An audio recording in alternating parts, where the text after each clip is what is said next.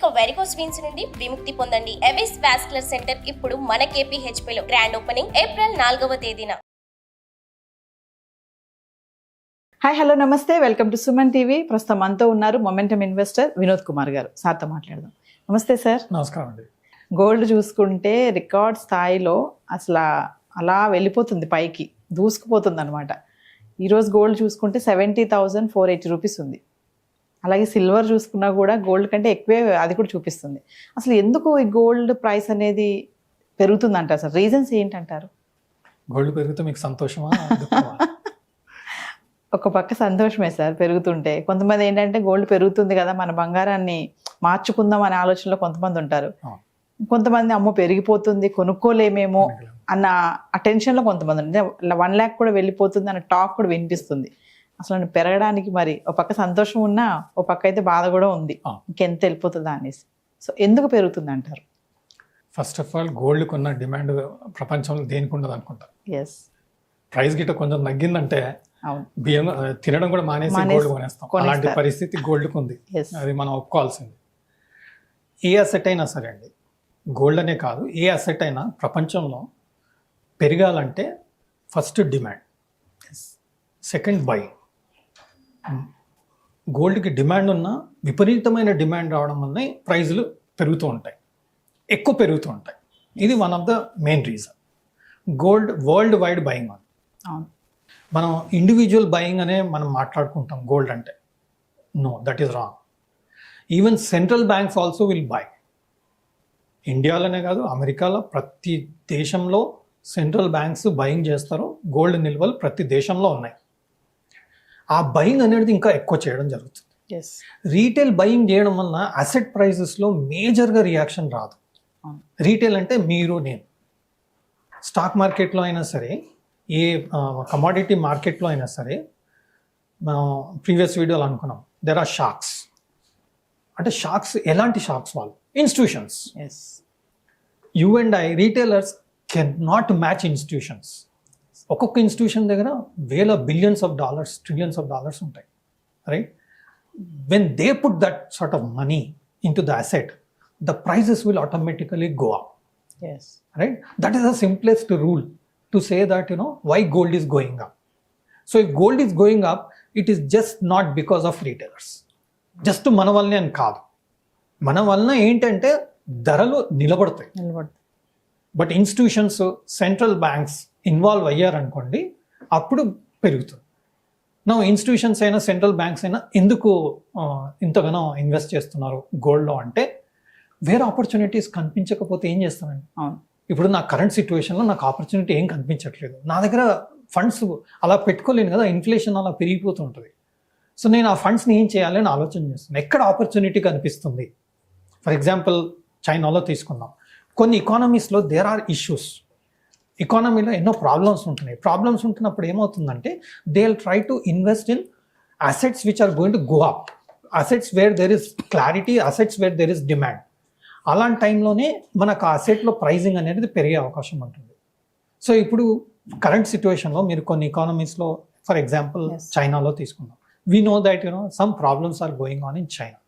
So the people who are having funds in China, institutions అయినా సరే, central banks అయినా సరే, they will definitely find that there is an opportunity to put money in gold, because other asset classes are not going to do well for some time because of there are certain reasons. It can be inflation, it can be interest rate, it can be consumption, so many issues ఉండొచ్చు. అలాంటప్పుడు gold అసెట్స్లో money వెళ్ళడం వల్ల gold ప్రైజెస్లో demand రావడం జరుగుతుంది. దీనికి తోడు మన రీటైల్ డిమాండ్ కూడా పెరగడం, పెళ్ళిళ్ళు, సీజన్స్ ఇవన్నీ దానికి యాడ్ అవ్వడం, అండ్ గోల్డ్ ప్రైజెస్ పెరుగుతుంది, ఇంకా మనకు దొరకదేమో అని చెప్పి అన్నట్టు వెళ్ళి కొనడం. రీసెంట్ పాస్ట్లో చాలా మంది అదే చేశారు, గోల్డ్ ప్రైజెస్ పెరుగుతున్నాయని చెప్పేసి కొంటూ ఉన్నారు.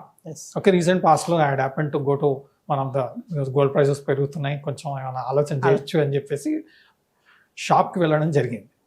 తను ఏమంటున్నాడంటే, ఇంకా పెరుగుతుందండి గోల్డ్, ఇంకా పెరుగుతుంది అని చెప్పేవారు.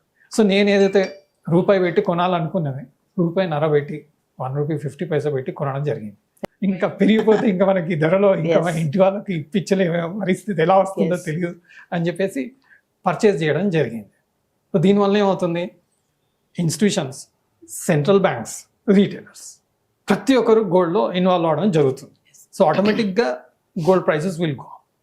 ఇంకోటి ఎలక్షన్స్, మెనీ కంట్రీస్లో మనకు ఎలక్షన్స్ వస్తున్నాయి. ఎలక్షన్స్ వచ్చినప్పుడు ఏమవుతుందంటే అన్సర్టనిటీ, ఏ గవర్నమెంట్ వస్తుంది, వాళ్ళ ఆలోచనలు ఏంటి, అండ్ వాళ్ళ ఫోకస్ అంతా ఎలక్షన్స్ మీద ఉంటుంది. సో వేరే యాక్టివిటీస్లో కొంత డిస్టర్బెన్స్ ఉండే అవకాశం ఉంటుంది. అలాంటప్పుడు గోల్డ్ మీద ఫోకస్ పెట్టుకోవడం safe. Gold is always a safe haven. ఏ పెరగకపోయినా గోల్డ్ అయితే 100% పెరుగుతుంది, మనకి ఇబ్బంది లేదు అన్నప్పుడు మనం గోల్డ్లో పెట్టుకోవడం జరుగుతుంది. సేఫ్ హెవెన్ అంటాం కదా. అలా ఎలక్షన్స్ పీరియడ్ కూడా దీనికి దోహదపడుతుంది. So elections, economy, opportunity, retail demand and euphoria. Yes. Euphoria ఏంటంటే ట్రేడర్స్ ఏం చేస్తారు, ఎక్కడ బుల్లిష్ కనిపిస్తుంది అందులోనే మనం మనీ పెట్టాలి అని ఆలోచన చేస్తుంటాం. సార్ మరి సిల్వర్ చూసుకుంటే కూడా సేమ్ బంగారం పక్క నుంచే వెళ్తుంది టచ్ చేసుకుంటూ. అది సిల్వర్ ప్రైస్ ఎందుకు పెరుగుతుంది అంటారు సార్? ఈరోజు చూసుకుంటే 80,000 ఉంది సిల్వర్, 82,100 రూపీస్ ఉంది సిల్వర్. దీని ఏమంటే గోల్డ్, సిల్వర్ ప్రెషియస్ మెటల్స్ అంటాం. ఎస్. ఓకే, యథా రాజా తదా ప్రజ. Okay, so same category.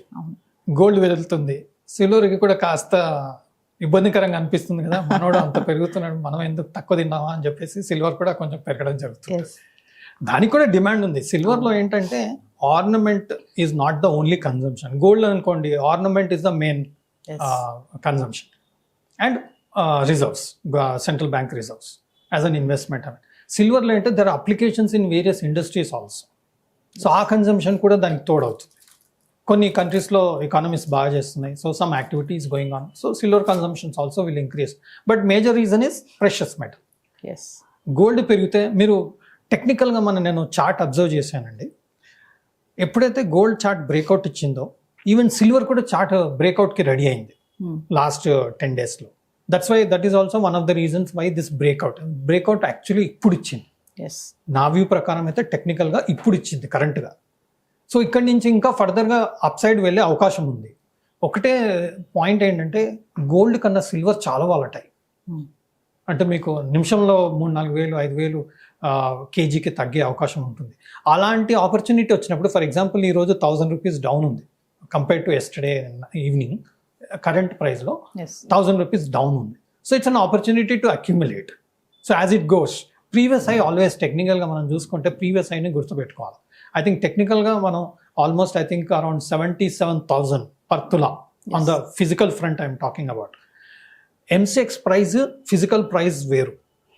ఎంసీఎక్స్లో ఉండే ప్రైస్కి ఫిజికల్ ప్రైస్ అంటే మనం సరత్ బజార్లో ఉండే ప్రైస్ డిఫరెన్స్ ఉంటుంది.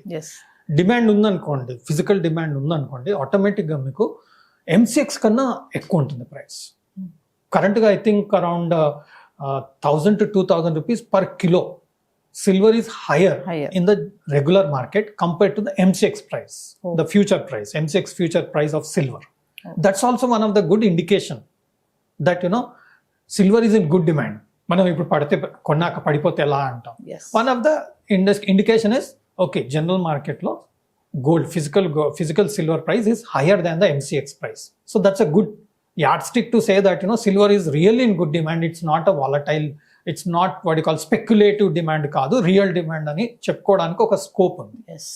సో ఫైనల్గా చెప్పండి, యాజ్ ఎ మొమెంటమ్ ఇన్వెస్టర్గా ఇప్పుడు తులం బంగారం ₹1,00,000 అయ్యే ఛాన్సెస్ ఎంతవరకు ఉన్నాయంటారు? అయిపోతుంది అంటారా? షార్ట్ టర్మ్లో కష్టం. షార్ట్ టర్మ్ అంటే 3 to 6 monthsలో I don't see it will go to 1 lakh. But నా వ్యూలో షార్ట్ టర్మ్లో అరౌండ్ 3 to 6 monthsలో at least 75,000 gold per tola physical మార్కెట్లో వెళ్తుంది అని నా అబ్జర్వేషన్. రెండోది ఏంటంటే it can extend little more, maybe up to 77,000 to 80,000 extend అయ్యే అవకాశం నాకు చార్ట్ ద్వారా కనబడుతుంది. 1 lakh on the longer term there is a chance, but on a shorter term I don't think it will go up to 1 lakh per తులా. Secrets ఏమైనా ఉన్నాయంటారా gold పెరగడానికి?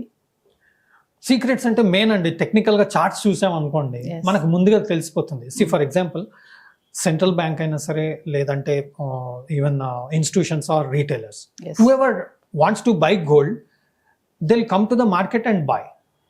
That transaction is recorded. Yes. Okay, that recorded transaction is there on the charts. Oh. ఇప్పుడు మీరు హెవీగా gold కొనాలనుకోండి, మార్కెట్కి చెప్పరు, మీరు direct వెళ్ళి కొనేసుకుంటారు. ఎందుకు చెప్పారనుకోండి, నేను ప్రైస్ పెంచేస్తాను కదా, అరే మేడం వస్తుంది తను గోల్డ్ హెవీగా కొనాలని చెప్పేసింది ఫోన్లో ఆల్రెడీ, మీరు రాగానే నేను 1000 రూపీస్ పర్ తులా పెంచేస్తాను. అలాంటప్పుడు మీరు నాకు చెప్పి రావడం కదా. అవును. బట్ మీరు నాతో ట్రాన్సాక్షన్ చేసినప్పుడు రికార్డ్ అవుతుంది, yes. Because everything is done in white. Yes. It's not, especially in the institutional market and all. So automatically that recorded transaction is there reflecting on the chart. Yes. That is one of the reasons why people say use charts, use technical analysis అనేది ఎందుకు అంటే చేసిన transaction ఇక్కడ reflect అవుతుంది వాల్యూమ్స్లో, కాబట్టి మనకు ఒక best ఇండికేషన్గా మనం తీసుకోవచ్చు. Yes. Thank you sir. Thank you. Suman టీవీలో మీ పర్సనల్ అండ్ బిజినెస్ ప్రమోషన్స్ కోసం కింది నెంబర్కి కాంటాక్ట్ చేయండి.